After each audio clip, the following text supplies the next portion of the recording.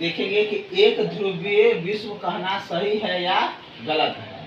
ठीक है, हम यदि इसको समझने की कोशिश करेंगे तो एक ध्रुवीय विश्व कहना भी गलत हो जाएगा।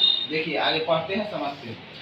जब 1945 से लेकर के 1945 से लेकर के 1945-46 दिया जाता है, से लेकर के 1991 तक के दौर को शीत युद्ध कहा जाता है। इसमें दो महाशक्ति, एक सोवियत संघ जो अभी रूस जिसको कहते हैं ना, उसमें 15 देश अलग हो गया था 1991 में।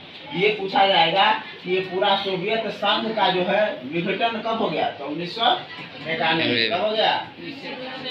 1991 में। उस समय दो महाशक्ति होता था पूरा विश्व को कंट्रोल करने का। एक सोवियत संघ जिसको आज रसिया भी कहते हैं, तो सोवियत संघ इसलिए था, उसमें 15 गो देश, जैसे अभी यूक्रेन से लड़ाई चला, यूक्रेन भी किसका हिस्सा था?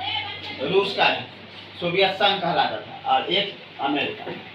अब देखिए ये कैसे होता है। अमेरिका वाला हमेशा से यही चाहा है कि पूरा विश्व अस्थिर रहे, क्योंकि जब कोई बड़ा महाशक्ति बन नहीं पाएगा तो एक जो महाशक्ति है वो बरकरार रहेगा। अरे जब कोई दूसरा पार्टी चुनाव जीत नहीं पाएगा तो एक ही पार्टी न चलता रहेगा, राज करता रहेगा, शासन करता रहेगा। बात समझ रहे कि नहीं? बनने ही नहीं दिया, उसे बड़ा बनने ही नहीं दिया जाए। तो ये एक चाल होती है, ये एक रणनीति का हिस्सा होता है।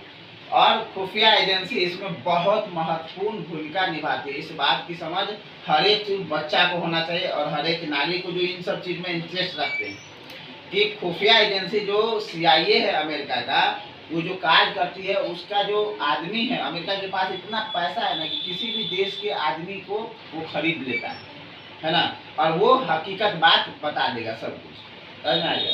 सिंपल सी बात है। मान लीजिए आपका कोई कंपनी है, आपकी कंपनी में कौन कौन काम हो रहा है, कैसे काम हो रहा है, कितना सैलरी मिल रहा है, कोई एक एम्प्लॉय को कोई आदमी पकड़ के उससे जानकारी ले सकता है। इसलिए हर एक बात की जानकारी हर एक व्यक्ति को नहीं देना चाहिए। बात समझ रहे हो? अभी कुछ दिन पहले जो सुने हैं हम लोग, वेनेजुएला के राष्ट्रपति को उठा लिया। ठीक है, अभी देखिए ईरान